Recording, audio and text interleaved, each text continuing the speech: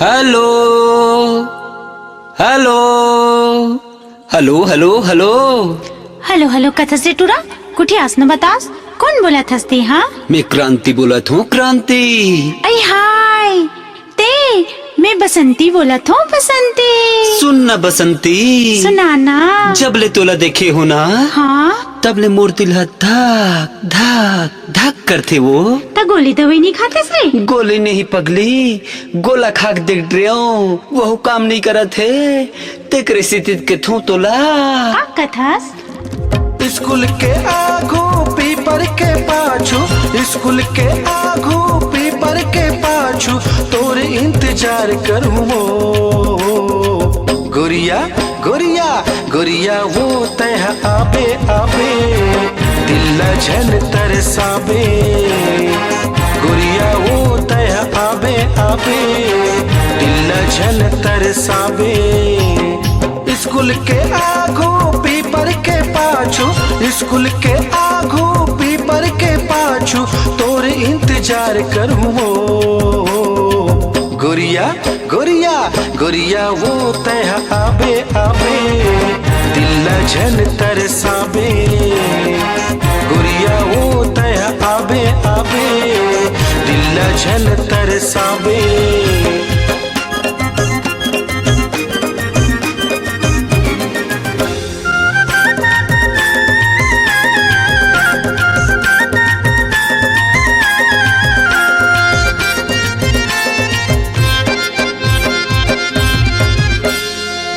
बार मर जाऊं मिट जाऊं गोरी वो, मर जाऊं तब बोले मैं माया करूं गोरी वो। हाँ तोर बार मर जाऊं मिट जाऊं गोरी वो, मर जाऊं तब बोले मैं माया करूं गोरी वो।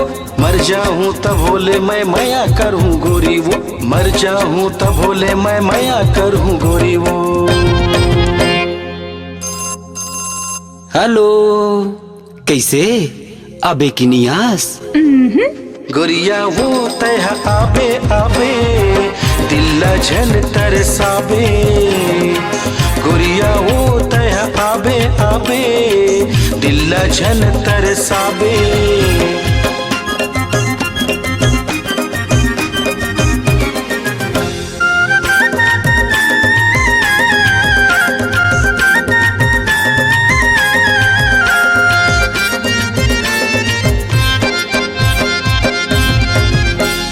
तही मोर चंदा गोरी तही मोर चकोरे वो, दोनों जोर मिलके करबो जिंदगी माँ आजोर वो। हाँ तही मोर चंदा गोरी तही मोर चकोरे वो, दोनों जोर मिलके करबो जिंदगी माँ आजोर वो।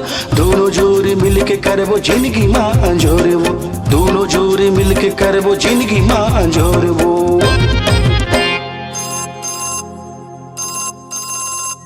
हेलो औकत का इंतजार करा मेरे पगली, अब तो आजा। राजा रे मैं आहूँ जीवला नहीं तरसा हूँ।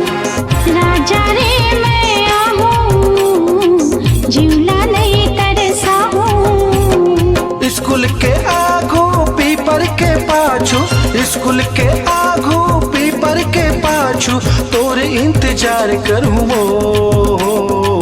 राजा भैया पगला रे मैं आहूँ जीवला नहीं तरसा हूँ। राजा रे मैं आहूँ जीवला नहीं तरसा हूँ। गोरिया वो तह आबे आबे दिल झन तरसाबे। राजा रे मैं आहूँ आहूँ जीवला नहीं तरसा हूँ। गोरिया वो तह आबे आबे दिल झन तरसाबे।